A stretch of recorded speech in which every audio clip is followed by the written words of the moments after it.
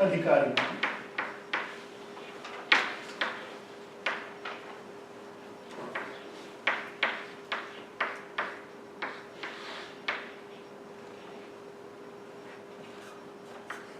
Moksha sadhana bhutam.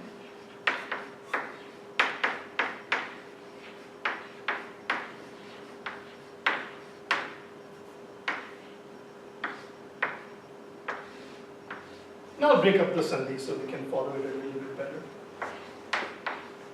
Tattva viveka.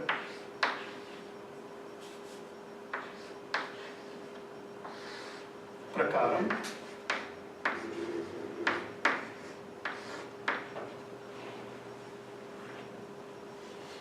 Vakshayama.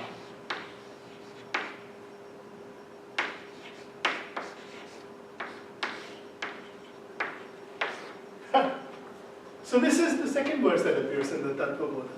And it says sadhana chatushtaya. Chatushtaya is four.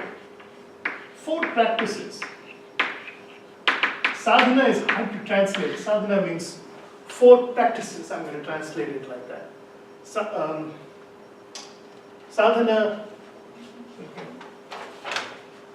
So if your goal is sadhya, then sadhana is the way you get there. So when you identify the goal, sadhana is how you get there. So four practices, sampanna, endowed with.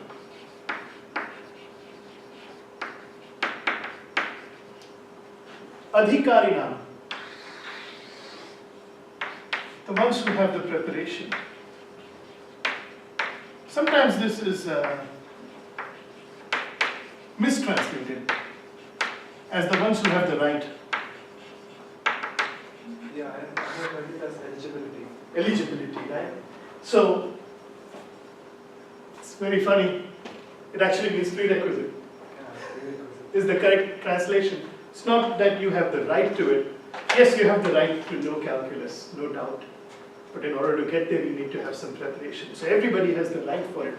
But the adhikari is the one who has the right preparation. How does that individual get the right preparation? Because they are endowed with the four sadhanas. What are those four sadhanas? We haven't yet talked about. So moksha sadhana bhutam. So moksha, that's freedom as we've translated it. Moksha sadhana bhutam, to become the instrument.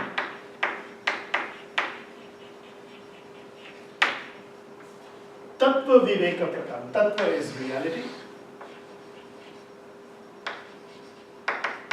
Viveka is discrimination, being able to discriminate between what is real and what is not.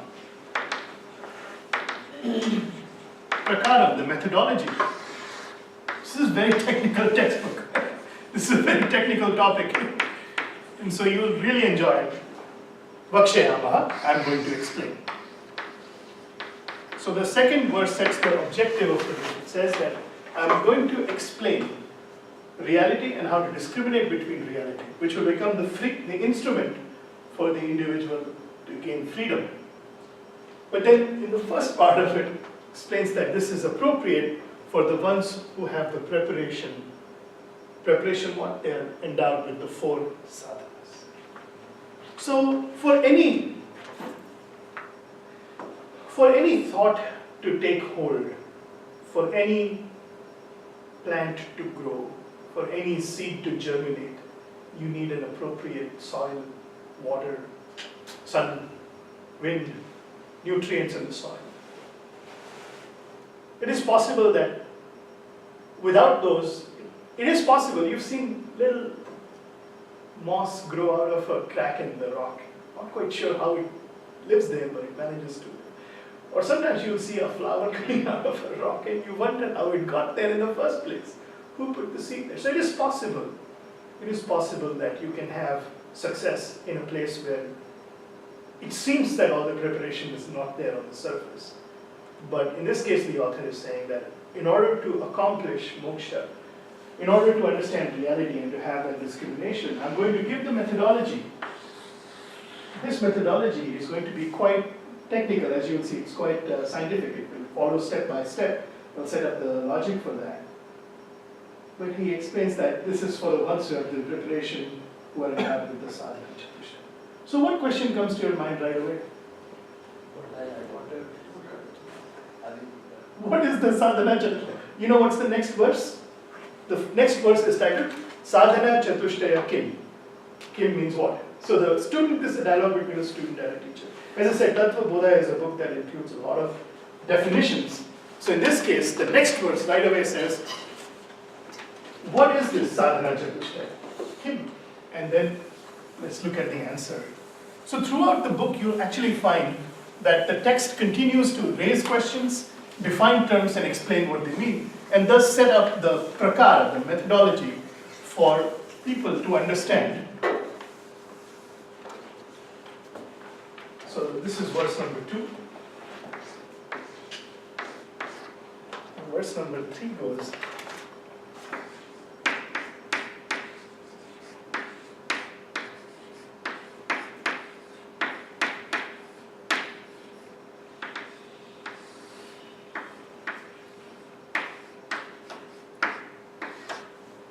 so in Sanskrit you'll come across questions of this what, where, who, how. They appear as kim, kaha, kena, ka. They'll appear with the original root is associated with ka.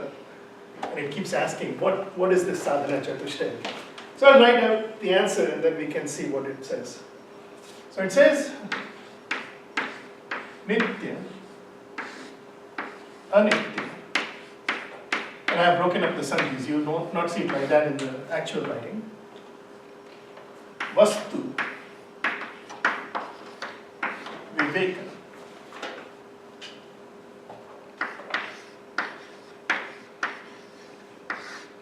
Nitya anitya vastu viveka. Iham uttrartha.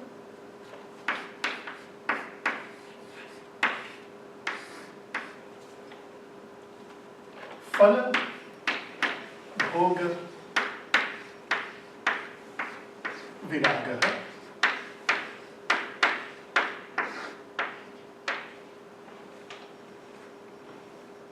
Sham adi. So it becomes sham adi. Maybe I'll break the sandhi because I will talk about it like that. Sham adi.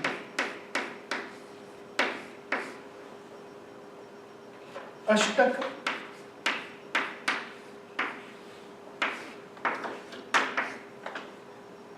Sampatti.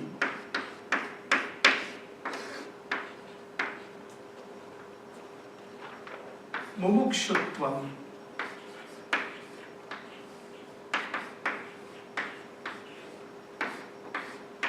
Cha.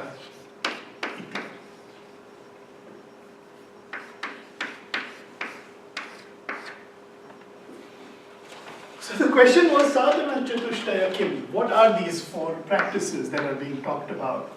What are these 4 practices? That's number 1. That's number 2. That's number 3. And that's number 4. Right, so the book pretty much continues like that. It'll lay it all out clearly for the students to understand. So what's the first one? It says nitya, anitya, vastu viveka. What is nitya?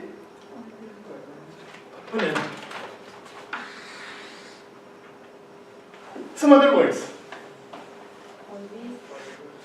Forever? Eternal?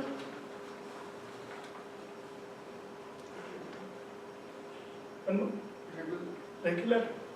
Yeah, nitya is also regular, that's true. Or constant. Alright, I'll write the nitya. And then I'll erase it later. Anitya is something that is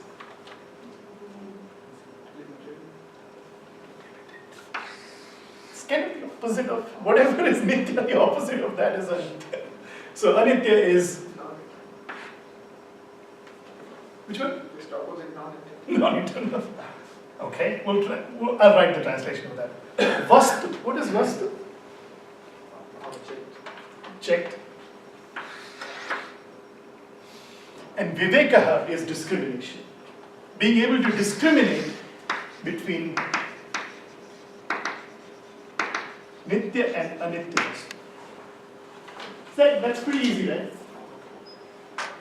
How do you, oh, my mom's here.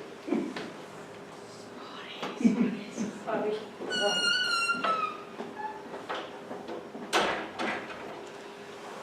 So, Nitya, Anitya Vastu Viveka. Viveka is discrimination between, help me out, help me discriminate between Nitya and Anitya Vastu. Is, well, do you know of any Nitya Vastu besides plastic? So apparently, we're talking about everything that is plastic. So I guess we can say Anitya is something that is subject to decay. Right? Maybe I can call it that. Subject to decay.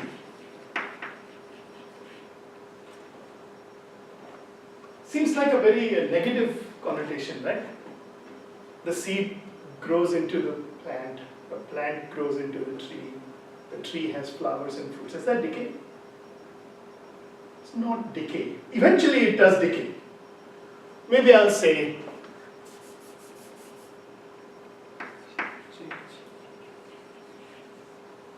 change. Something that changes is Anitya. Are you changing? Yes. Oh. Now what? Now I'm subject to decay, I'm subject to growth. What is change?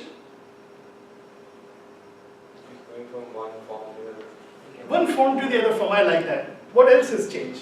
Perhaps you can, One state to another. one state to another state. Thermodynamics. We'll use thermodynamics. We go from state 1 to state 2 and our entropy will be conserved. Right? So what exactly is change? Change. Think about it a little bit. What can change? If you have an adjective, then that adjective can change. Change applies to attributes. This chalk can change. Subject to change.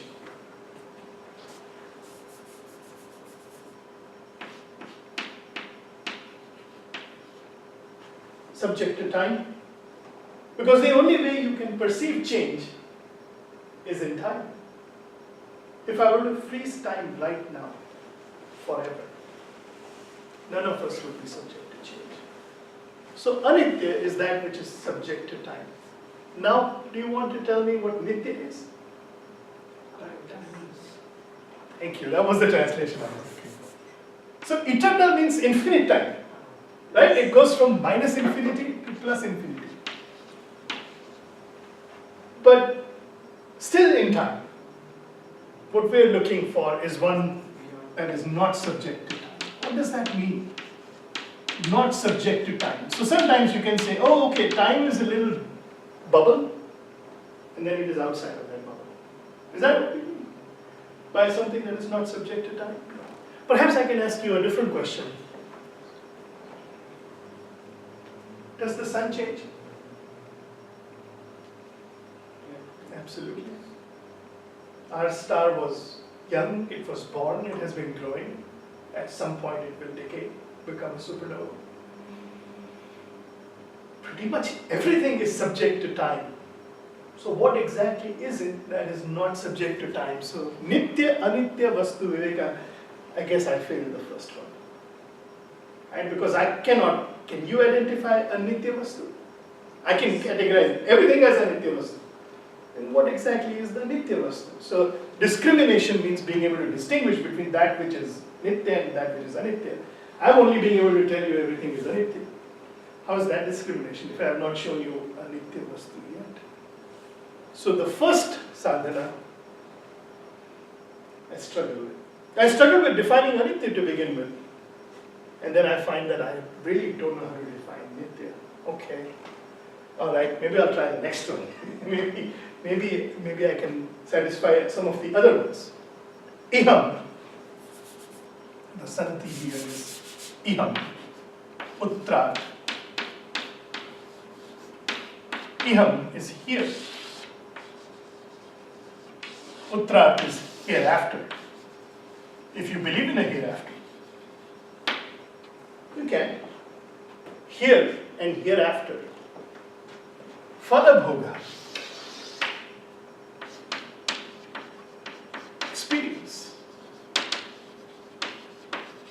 Viragaha. What is viraga? Abandon is such a strong word, right? Can you ever abandon? Detachment. Detachment. Indifference. Indifference. Dispassion. I'll use dispassion. I'll use detachment. Although these terms we'll have to talk about them.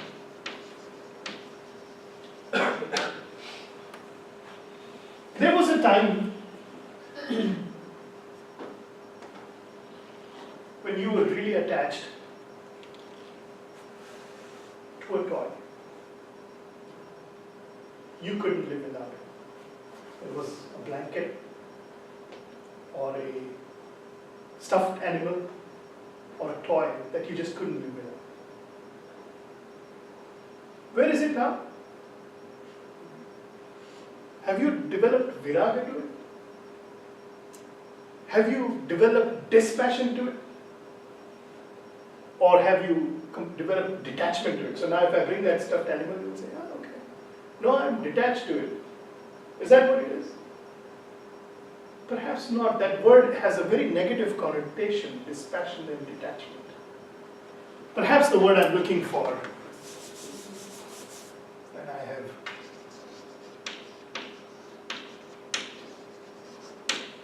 grown out of it. It's there.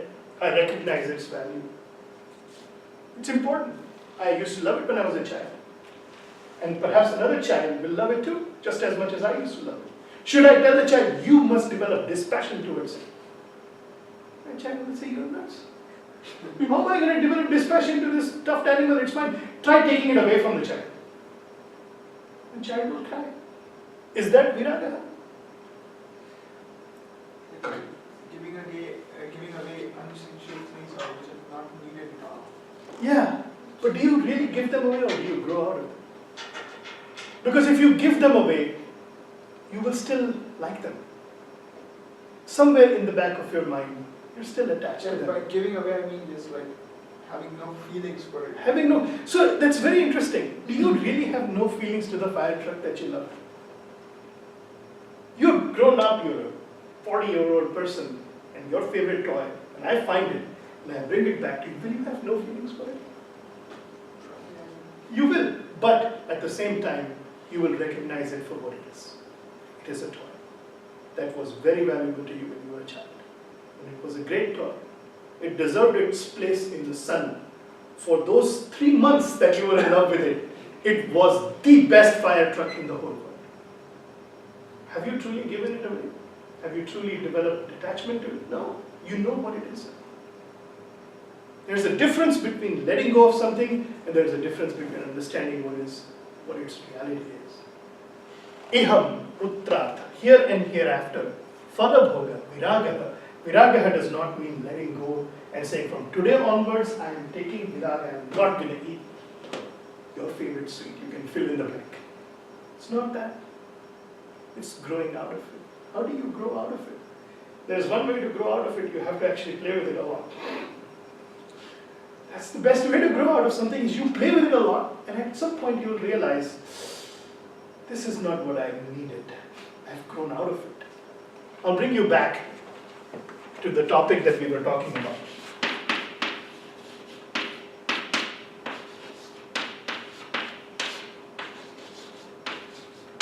You never let go of any of these.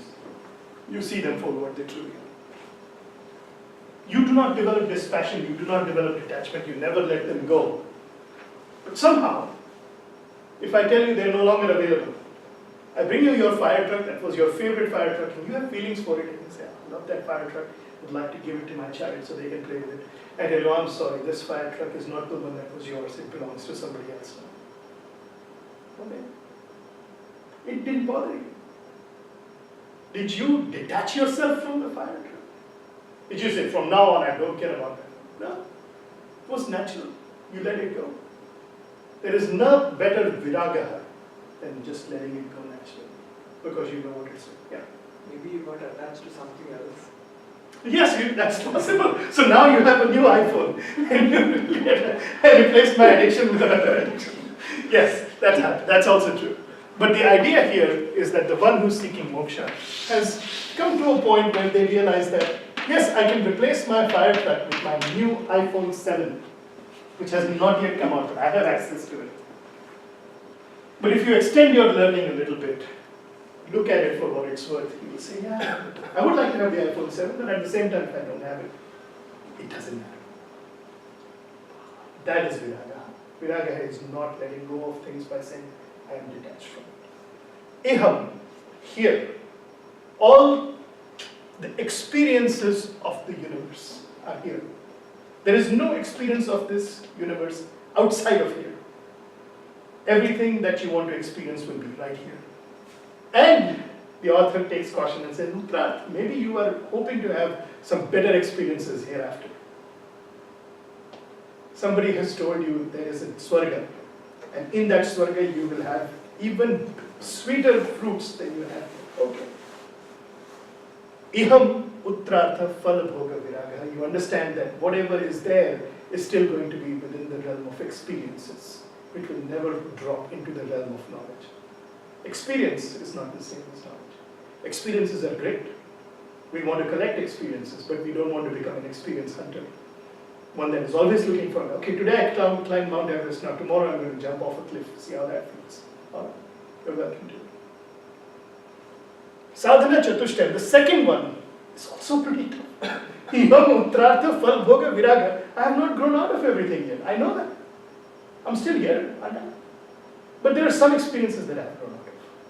And there are some experiences that I have never had. Perhaps I'll grow out of them, perhaps I will not. Okay, so if I got an F in this one, maybe got a C minus in this one. Just barely passed and I moved on to the next one. Shama. I don't know what Shama is. Let's see what else it says. Adi, etc. Okay. Etc. What? 8. Sampatti. Sampatti is what? Yeah, again, gifts. Or you could say powers. Yeah, I was struggling with 4 here. You just added another 8 in there. Sadhana Chatushtaya, Kim, Nitya Vastu Videka, I struggled with that. Iham Uttrartha Phala Bhoga. Okay, I did C minus.